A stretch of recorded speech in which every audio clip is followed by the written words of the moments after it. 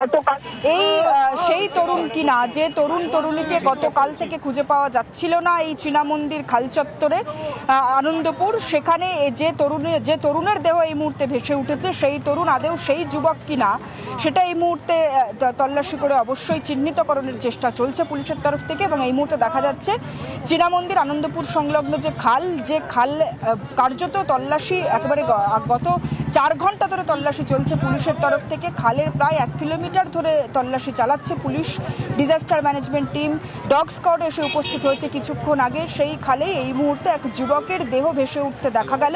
পুলিশের তরফ থেকে ইতিমধ্যেই ডুবুরি নামানোর প্রচেষ্টা চলছে। সেই যুবকের দেহ উদ্ধারের যে প্রক্রিয়া সেই প্রক্রিয়া আর কিছুক্ষণের মধ্যে শুরু হবে। আমার চিত্র সম্পাদক খোকন সেই ছবি তুলে ধরছে, দেখতে পাচ্ছ সেই যুবকের দেহ কিন্তু এই মুহূর্তে ভেসে উঠছে যে চীনা মন্দির আনন্দপুর সংলগ্ন যে খাল সেই খালে। এবং ইতিমধ্যেই পুলিশের তরফ থেকে যারা বিপর্যয় মোকাবিলা বাহিনী তারা উপস্থিত রয়েছেন যারা উচ্চপদস্থ আধিকারিক আনন্দপুর থানার তারা, এবং ইতিমধ্যেই যারা ডগ স্কোয়াডের সদস্য তারা। প্রশ্ন থাকছে তাহলে যে যা ঘটনা পরম্পরা সেই অনুযায়ী অভিযোগ উঠছিল এক তরুণীকে ধাক্কা মেরে খালে ফেলে দেওয়া হয়েছে, তো তার জন্য ডুবুরি দিয়ে তল্লাশি চালানো হচ্ছিল, কচুরিপানা সরিয়ে দেওয়া হচ্ছিল। এক যুবকের দেহ উদ্ধার হলো। ওই যে এক যুবক এবং ওই তরুণী সেই যুবক কিনা তা এখনো পর্যন্ত নিশ্চিত নয়। এবার কি তল্লাশির কাজে থেমে যাবে নাকি এখনো পর্যন্ত ওই তরুণীর খোঁজ চলবে?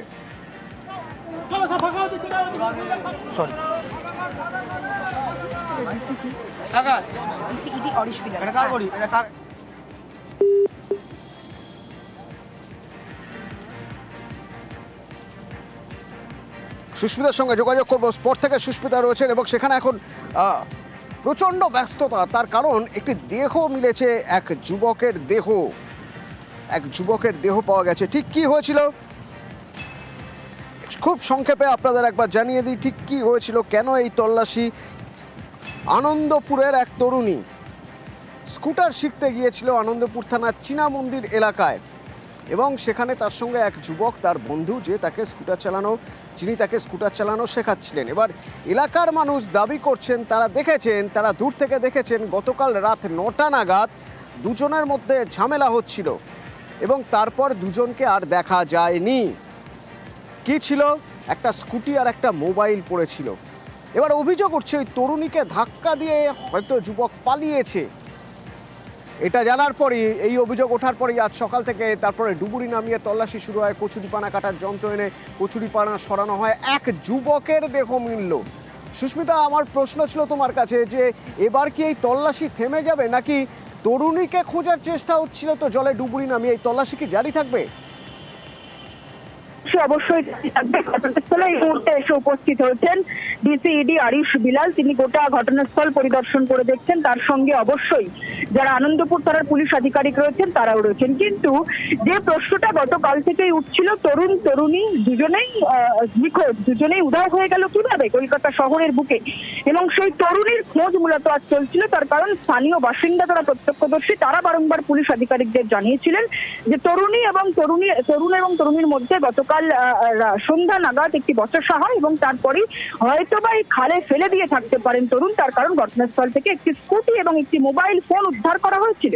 এবং অবশেষে একেবারে মিনিট 10 আগে যে খাল চীনা মন্দির আনন্দপুর সংলগ্ন গোটা খালটি আজকে সকাল থেকে যারা ডিজাস্টার ম্যানেজমেন্ট বিপর্যয় মোকাবিলা বাহিনী তারা তন্ন করে তল্লাশি চালায় তরুণীর খোঁজে।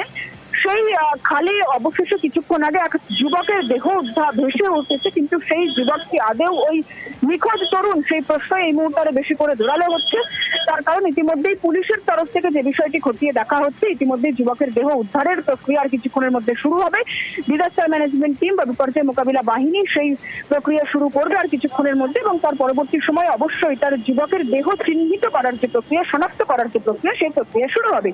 কিন্তু যারা এখানকার যুবকের যারা অন্যান্য বন্ধু রয়েছেন, যুবকের পরিবারের সদস্য রয়েছেন, পুলিশ আধিকারিকরা রয়েছেন, তারা যেমনটা জানাচ্ছেন যে এই খাল সংলগ্ন যেখান থেকে গতকাল রাতে বচসা শুরু হয় সেই তার থেকে প্রায় 500 মিটার দূরে একটি কারখানা রয়েছে। সেই কারখানায় শেষ লোকেশন দেখাচ্ছে ওই যুবকের, এবং সেই কারখানার সামনে থেকেই ভেসে উঠেছে এক যুবকের দেহ এই খালে।